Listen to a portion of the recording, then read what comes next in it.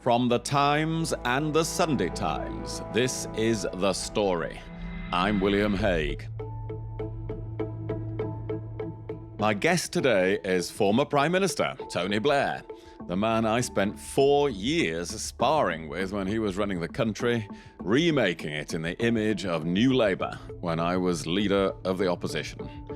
During his decade in power, he dealt with 9/11, the London bombings, the Good Friday Agreement, and infamously took us to war in Iraq. So, as another war, the Gaza-Israel conflict rumbles on, we sat down to talk about the prospect of peace in the Middle East, a region he's visited nearly 300 times.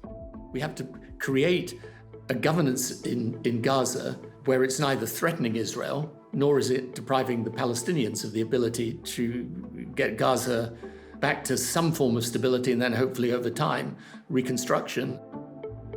We touched on the likelihood of another major world war starting soon. I'm struck by the number of people whose views I respect that think we are in a period before a major big nation conflict. I still find it, because that conflict would inevitably involve America and China, I still find it very hard to believe either side would want to engage in that conflict given the enormous instability and economic destruction that would happen from it. And how best to interact with Russia. I think what is important is to make sure that whatever solution there is to the war in Ukraine, it's one that doesn't reward Russian aggression and that dissuades either this Russian leader or any future Russian leader for attempting something similar in the future. The Story today. Tony Blair on legacy, war, and prospects for peace in the Middle East. Tony, thank you very much for joining me on this podcast. You are, of course, Tony Blair, the former Prime Minister, and we really got to know each other across the dispatch box on a couple of hundred occasions at Prime Minister's Questions, sparring with each other. I remember in the very early days, your first few weeks as Prime Minister, I came to see you. I was the new leader of the opposition. And we were discussing who had the hardest job, the new PM or the new leader of the opposition. And I said, I think I have the hardest job. And at the same moment, you said, yeah, you've got the hardest job. It's interesting. We thought it's harder being an opposition leader than a prime minister. Is that generally true, do you think? Well, it is in one way, because even though as prime minister you've got all the responsibility, the trouble with being leader of the opposition is it's a bit of a thankless task, really, and you're always asking questions and probing and criticizing, and if your inclination is to do things, it's much more about what you say than what you do. So it is, and somebody's got all this to find out. Of course, my party are in the process of choosing a new opposition leader. Was it really 200 times? I guess it must have been, actually, by the time. Well, it would be if you do it for 40 or 50 times a year, statements and questions, and you're doing it for 4 years. We literally debated against each other 200 times. To your credit, that those were the toughest times I had. Yeah, I wish you'd had tougher times, of course, because I sometimes won the debates, but I lost the general election in the end. But as a result of that, you were a long-serving prime minister. You changed Britain in many ways, devolution, the Good Friday Agreement, which of course I strongly supported. You changed public services a great deal particularly in your second term, and reformed them. You dealt with many foreign policy issues from 9/11, wars in Kosovo, Iraq, Afghanistan. So you know a lot about leadership, and today you run the Tony Blair Institute, advising many people, many governments around the world, and issuing policy papers, and I've joined you on some of those on technology and artificial intelligence. But you've written a book that's coming out now on leadership in the 21st century. So why the book? What's the purpose of this book?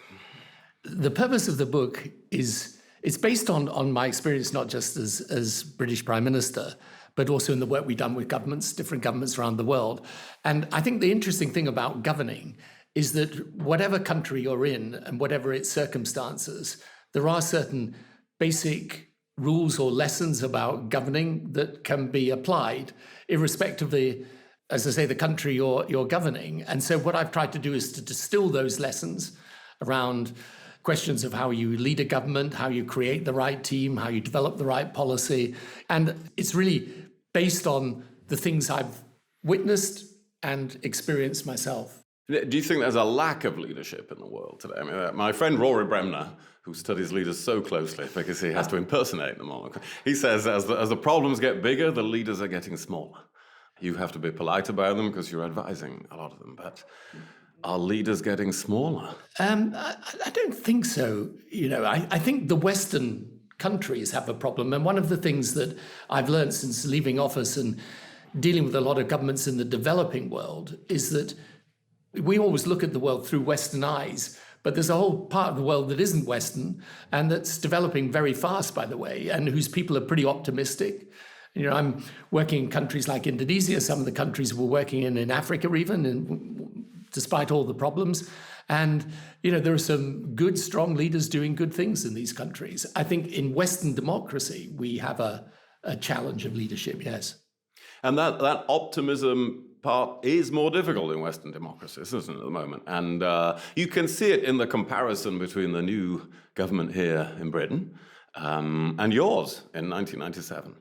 Arithmetically, it's very similar in the House of Commons, more than 400 Labour MPs. But the atmosphere is very different. You were infuriatingly successful, from my point of view, at creating a feeling of optimism about the future of the country. There's Keir Starmer now. There's quite an atmosphere of gloom about everything, about lowering expectations.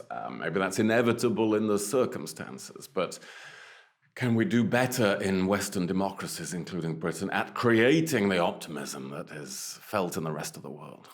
Yeah, I think the circumstances here have been really difficult. We've been through a very tough passage economically and politically as a country. So I don't think it's surprising that the new government's sort of setting the scene and saying, look, things are going to be tough. They're going to be tough decisions. But I think the optimism always derives from having a plan.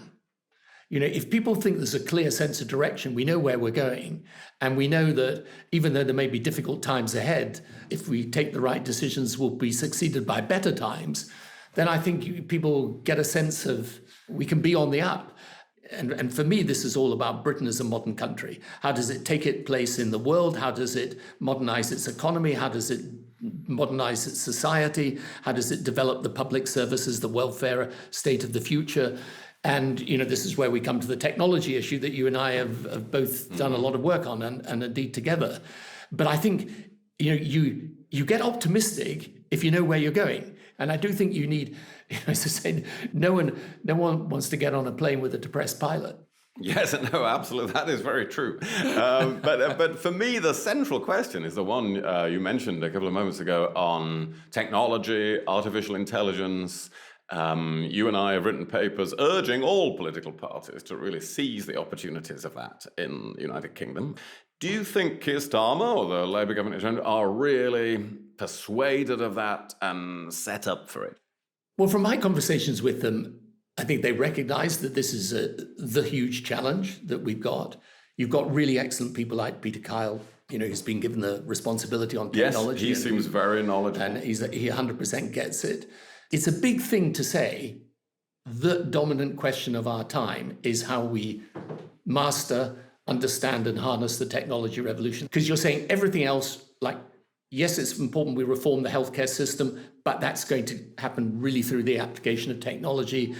Yes, it's important we make welfare reforms, but we need technology. And governments would have to choose to invest rather than in other things. In Absolutely. Whatever it may be. Also, by the way, that it's the economic future for Britain, that its modern industrial policy will be around ensuring that the very good position Britain has actually at the moment in artificial intelligence is maintained and developed.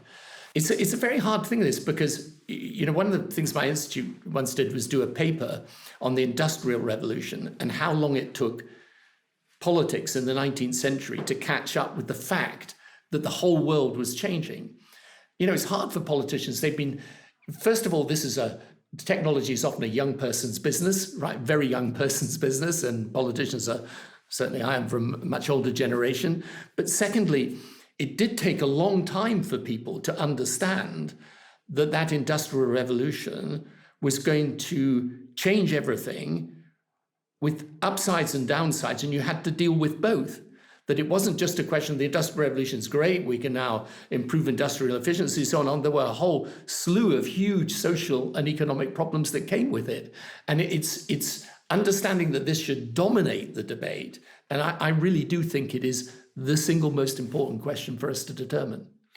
And I agree with you about that. And you argue in your book that good policy is usually good politics. That if you get the policy right, the politics will follow. So hopefully this might be true on technology, AI. Could it be true on other things that have become bigger challenges since you and I were leading our parties, like obesity? But is it possible for government to sensibly regulate and intervene that will, in a way that greatly improves the health of the population, when people are bound to scream a nanny state? And could subjects like that, tackling obesity, the health of the whole population, be something on which governments should now summon up the courage to say, well, good policy will be followed by the politics working out okay? I mean, I think so. But I may be, too optimistic about that. But I think so, because the world is going to change enormously in the next years. So you're going to have a lot of advances in medical science. People are going to live much longer. And therefore, there's a whole lot of reimagining that's going to have to go on about how we deal with this issue of our own responsibilities to society, as well as society's responsibility to us. And in relation to food, I think we could be dealing with these issues and taking a tougher line towards the industry. And provided the industry knows there's one rule for everybody, then I think, you can get them to shift. And we should get them to shift because, the evidence around processed food and what it does to our health is pretty stark now. And particularly for our children, for young children, if they're eating in a very unhealthy way and they're becoming obese at an early age, this is bad for them. I think you can make the argument, if you're making it not just from the point of view, I'm telling you what's good for you, but saying, if we're going to make our country and society work together, there's got to be a bit of give and take. And part of the give from you, if you want government to give, is you exercise some responsibility, and we will make it easier for you to do that by having some restrictions on what goes into our food. So there are these new challenges like that on artificial intelligence, on processed foods that we didn't really have to deal with before. Then there are the old challenges that just don't go away, debates about Europe and so on. We used to have a lot of those. And I wanted to ask you about populism, leadership in dealing with populism in the 21st century. We've just seen election results in Germany where the far right are winning state elections for the first time since the 1930s. And in this country, the Labour government is much less popular than your government was already.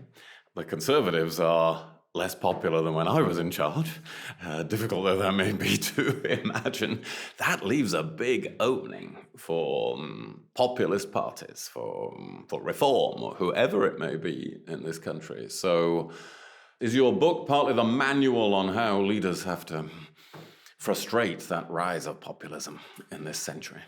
Yeah, I think there's two things, one of which is to do with the fact that politics is just much more fragmented today.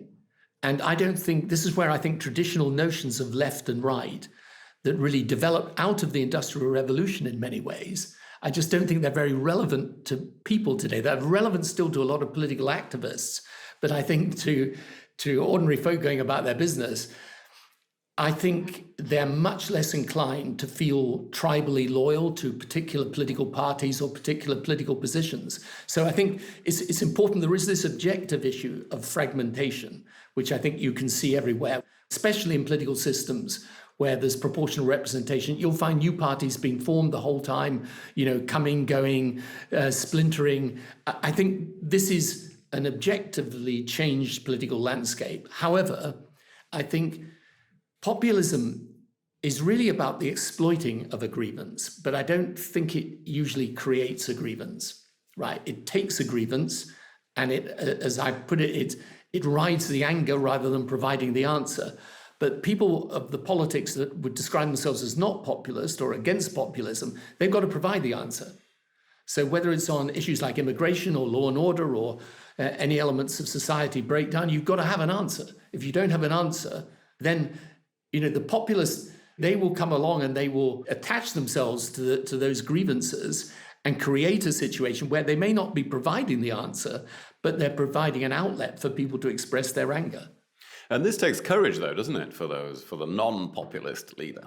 For instance, how far can Britain go now in improving relations with the EU? The new government here is trying to improve relations with the EU. But when the EU suggests something like a youth mobility scheme, which I think, well, maybe that might not be a bad idea. It doesn't really go back on break. The government daren't touch it.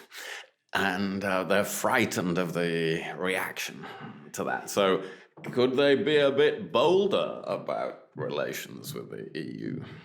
I think they will be feeling their way. I mean, the way I look at it, I think the British people are almost a bit of a negotiation with themselves about the whole Brexit issue. And on the one hand, people don't want to go back to what was a very divisive time. On the other hand, look, you and I are both opposed to Brexit, so there may be other people who disagree with this. But I think if you were to do a balance sheet, you find it hard to put some huge things on the positive side of the ledger, right? So most people, I think even a lot of people who voted for Brexit, are kind of pretty questioning as to whether this has been certainly what they were promised. And I think the government will, in a way, want to feel its way. The Labour Party is more institutionally pro-Europe. We do need to fix the European relationship, of that I'm absolutely sure, because I think in the future, Britain's got to be part of the political relationships on its own continent. But, I can understand their caution. They're worried of getting too far outside the bounds of, where the people are themselves thinking about it. But I expect that what they will do is try and work out, because this will all come to specifics in the end, specifics around trade, around things like the youth mobility scheme, which personally I would be in favor of, but let's see what happens.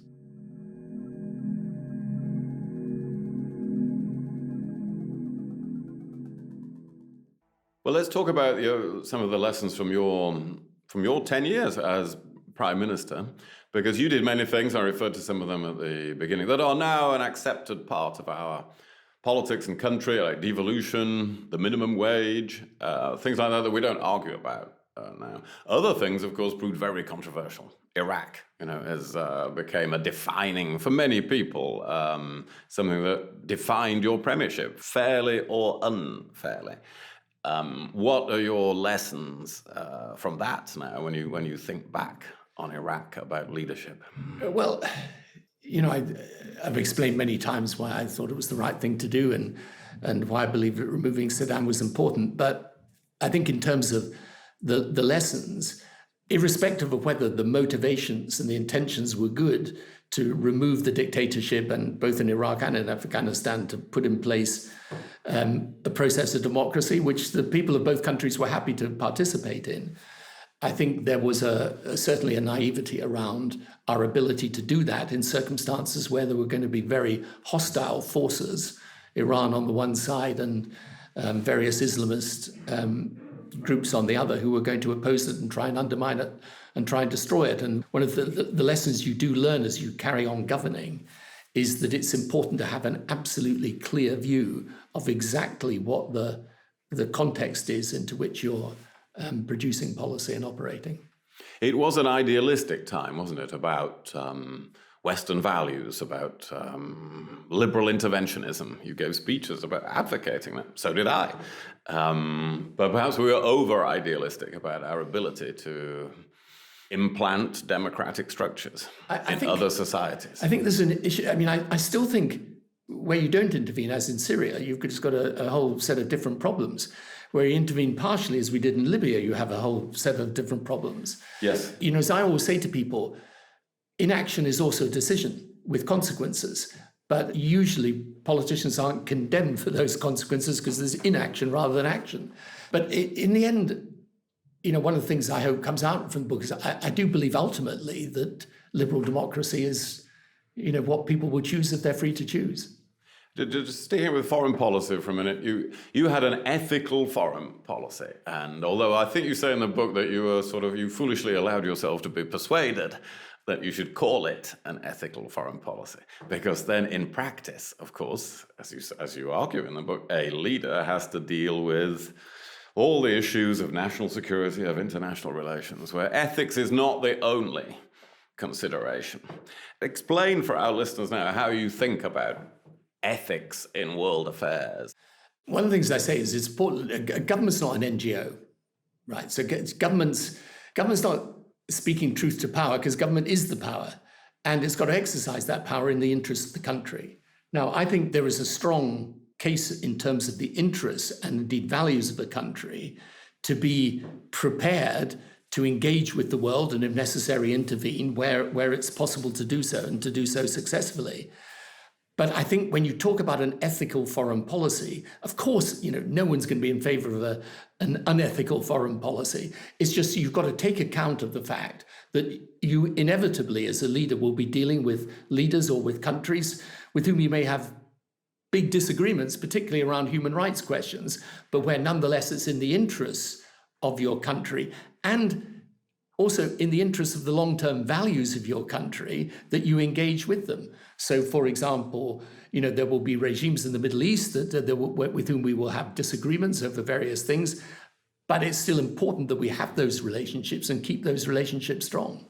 How do we think about ethics in the Middle East today? We have this intractable conflict. You have vast experience of conflict in the Middle East and of trying to resolve it. And we've had since October 7th the terrible conflict between Hamas and Israel. Now, as we speak, there is intense pressure rightly from the United States and this country and others for a ceasefire. Tell our listeners on this podcast how you are seeing that situation. Is there any realistic prospect for peace between Israelis and Palestinians, or for a two-state solution in the future? And what else can we be doing in Britain about that? Let's hope that the hostage negotiation succeeds. The negotiations are continuing at the moment. But even if those negotiations succeed, they won't in and of themselves, because it's split into two phases. The phase one is an initial hostage deal. You won't get to phase two unless you have an answer to this question, which is who governs Gaza after the conflict. We have to create a governance in Gaza where it's neither threatening Israel, nor is it depriving the Palestinians of the ability to get Gaza back to some form of stability, and then hopefully over time, reconstruction. And I don't think you will get any realistic prospect of a two-state solution coming back on the table in anything other than language and rhetoric, unless it's clear that you have a plan for Gaza. And the Institute has a large presence in the Middle East, and I think when I go back to Israel for the next time I do, it'll be roughly my 270th visit since leaving office. So I have been there a lot, and I've been in the region a lot. And the only way you're going to get a solution to this, and I've constantly advocated for the two-state solution, is in circumstances where Israel feels this Palestinian state will be governed by people who are essentially culturally at peace with them, not just formally at peace, but culturally at peace, and where the Israelis are prepared to understand that the Palestinians have a right to self-determination and a right to govern themselves. So this is creating the circumstances in which those two things are present is the most important thing, and it begins with Gaza because of the awfulness of the conflict there. Unless you can give Gaza a future, it's very hard for me to see how you can give the two-state solution a future. It's really hard to persuade Bibi Netanyahu of that, isn't it? It's you spent so much time with him, you'll have seen him on so many of those visits, and I did when I was Foreign Secretary. But it's a hard sell to him to try to say, well, you have to allow Palestinians to govern themselves in order to have any hope of resolving this and guaranteeing the security of Israel in the long term. Well, this is why I think you need to come to an agreement as to how Gaza is going to be governed in the future in order for you to be able to say to any Israeli prime minister, we have a plan that allows us to move towards Palestinian statehood in a way that doesn't imperil your security. So, this is, in my view, the big challenge anyway. Now, and I, whether it can be done or not, I don't know. It's very difficult. Well, the world is, it was dangerous enough in our time, in your time as Prime Minister, 9/11, Iraq, we've talked about Afghanistan. It's even more dangerous today with such a conflict in the Middle East, with a huge war taking place in Europe, in Ukraine, much more tense situation in the South China Sea, terrible war in Sudan. This is looking like a world in which leaders have to spend much more on defense for their security. So is that something which is in this country boosting the defense budget? People talk about 2.5% of GDP or more. Is now ensuring resilient defense a key task of leaders at this point in the century? Yes, because, look, I think it's really hard to judge what's going to happen in the next few years. And I'm struck by the number of people whose views I respect that think we are in a period before a major big nation conflict. I still find it, because that conflict would inevitably involve America and China, I still find it very hard to believe either side would want to engage in that conflict, given the enormous instability and economic destruction that would happen from it. Although that, in history, that hasn't always stopped countries from, No, exactly. That would have been true of, to some extent, Britain and Germany in 1914. Absolutely, and that's why my view is that even if I think it's unlikely for the reasons I've just given, you should prepare and be prepared to face whatever might come out of China. So you have to be strong enough, but stay engaged, is my view there. And in respect of Russia, I think what is important is to make sure that whatever solution there is to the war in Ukraine, it's one that doesn't reward Russian aggression and that dissuades either this Russian leader or any future Russian leader for attempting something similar in the future. And I think that that will inevitably mean that we have got to prepare our defenses, we've got to modernize them, we've got to work out what we will do in cooperation with others. And this is also why the American relationship remains, and that transatlantic relationship remains so absolutely critical, because in the end, our security will also depend on the support of America. Now, the transatlantic relationship, this is the big leadership choice, of course, of this year, the 5th of November, of the President of the United States. And you're such a diplomatic guy as a former Prime Minister and head of the Tony Blair Institute. I'm sure you don't want to be choosing the next President of the United States. Correct. But think about the candidates in terms of your book. If you were handing over your book, giving a copy to Donald Trump, maybe you will, maybe you should, and another one to Kamala Harris, which chapter would you be saying, you particularly need to read this, Donald, or Kamala, you're really going to have to take I'm this sure on board? they've got advice from hordes of Americans and don't need it from me. But I think the most important thing is for America, which is still the most powerful country in the world, is to keep its alliance strong. And it's for America to lead the effort to remain strong enough to deal with whatever comes out of the changes that we're seeing in the world. And that's true in military terms, in technology terms. America's capable of doing that, but it needs its allies. And I am actually confident, more confident, I think, than some others, that whoever wins the American election in November, they will understand the absolute importance of these alliances to keep America itself strong. And there is this strange alliance on the other side, if you like, which is China, Russia, Iran, North Korea. But it's a club that I can't think there is going to be a long waiting list for. And I just think China is so much more powerful than the other three. And in some ways, China will exercise a restraining influence on the other three to a degree. But what it's done is it's clarified for America that it's got to build a strong enough set of relationships that it's capable of pulling the world in its direction if it really needs to. But that's been American policy, hasn't it, since 1945? And Donald Trump has been the one who's gone against that, really. I mean, it sounds from what you say, the hardest reading here would be for old Donald to really understand that allies are really important. But you sound a bit more optimistic than I am about what would happen if he was the president. Look, I dealt with the Trump administration to a degree with the Abraham Accords, and because I was involved in that. And there was a lot of rhetoric around NATO, but America didn't withdraw from NATO. I don't believe America would ever withdraw from NATO.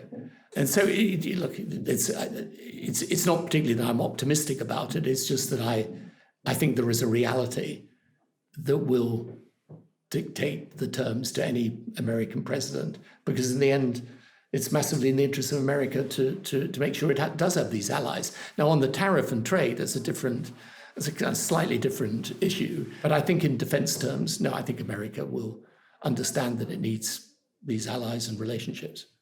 Well, a couple of questions to wrap up our discussion. Looking back, this is your essay on leadership in the 21st century. Looking back on your own leadership, what were your greatest achievements or greatest failures? You must think about that. Well, actually, to be honest, I don't think about it a lot, because other people make up their own minds, and whatever I say is going to be self-serving.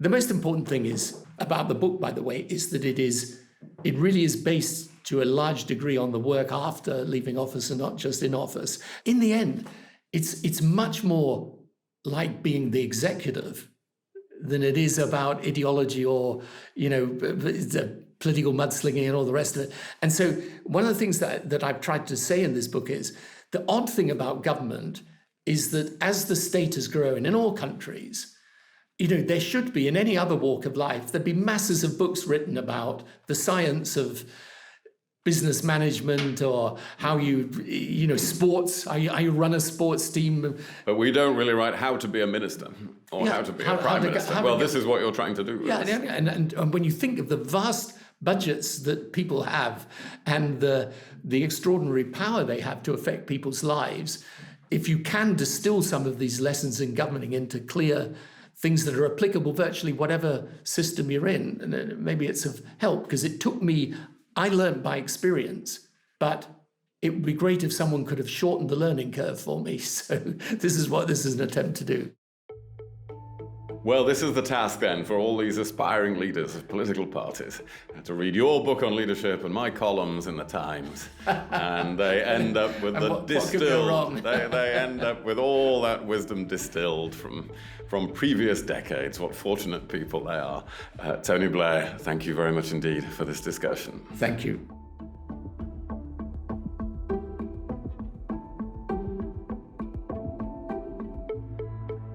That was former Prime Minister Tony Blair. Today's producer was Olivia Case. The executive producer was Kate Ford. Sound design and theme composition was by Mao Losetto. And I'm William Hague. Join us next time when I'll be talking to best-selling Sapiens author Yuval Noah Harari about his new book, Nexus. See you then.